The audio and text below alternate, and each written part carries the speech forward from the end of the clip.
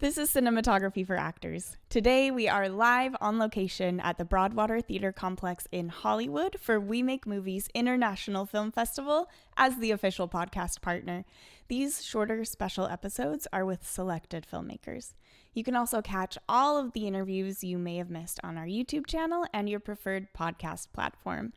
I want to give a huge thank you to our sponsors, BandPro Film and Digital, Roscoe Laboratories, DD Microphones, and Blackmagic Design. Thanks for being here. Whether you are a talent or crew, finding the technical solutions to your problems is hard, and what's even harder is knowing where to go. So, we have a tip for anyone listening, and that's to head over to our sponsor, BandPro. Whether you're looking for high-end cameras and lenses or looking for guidance on what's needed to start your equipment journey, BandPro has the gear and the team that you need to thrive. They are, fun fact, the exclusive representative of Ingenue's complete cinema line for all of North and South America. But the thing I love most is how fantastic their customer support is. Not only do they have a great team to answer any product questions you might have, but they also have a talented team of in-house technicians that you can actually talk to get your equipment back up and running. So visit bandpro.com or meet them in person and make sure to say hi from us. Hi, everybody. It is a special episode of the Cinematography for Actors podcast. I'm your host, Haley Royal, and guess what? We are live from the We Make Movies International Film Festival at the Broadwater Theater Complex in Hollywood. I'm seated here with some new friends that I've been chatting with, and I'm excited to introduce you to Bhatt, writer and producer, and Josh Sobel, executive producer of a screenplay finalist this year at this festival called Crossing the Desert. Hey guys. Hi. Thank you so much for being here with me today. I'm really excited to jump in, and we only have 5 minutes, so let's get right in. You sent some questions that you would actually like to be asked, and there was one that I really loved. So we're going to start with that. I want to talk about, and I want you to talk about, the interplay of English and Bengali languages in your story and how that affects the intergenerational relationships. And I mean, how does it drive the story as a whole? Yeah, this is something that I really wanted to explore in script writing and screenwriting. Because I grew up with Indian languages in my household, even though that's not my native language, I really wanted to explore this communication gap that you find where the nuances of certain phrases just cannot be translated. And I wanted to couple that with the generational gap between the main character, Antara, in this screenplay, and her grandmother who doesn't speak English, who only speaks Bengali. So it's a bit of drama and comedy at the same time. Comedy in the sense that, you know, using Google Translate can lead you into trouble. But there's also drama in the sense that people cannot always say what they really want to each other due to these language barriers. Right. Yeah. Okay. Yeah. So you explore that. And then also let's talk about this relationship that you have mentioned, a mother-daughter relationship in immigrant cultures. How are you exploring that? Well, I'm exploring it using a lot of my own experiences and a lot of experiences that I've heard from a lot of other South Asians who grew up here, so South Asian Americans, where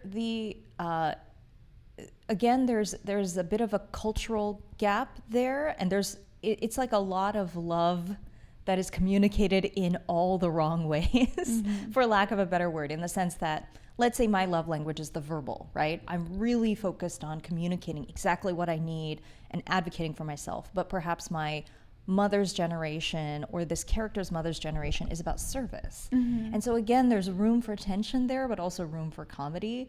But it's something that I've heard from a lot of other people. And so I really wanted to put that down on paper so that audiences can feel represented when either they read this screenplay or eventually that they watch it on screen.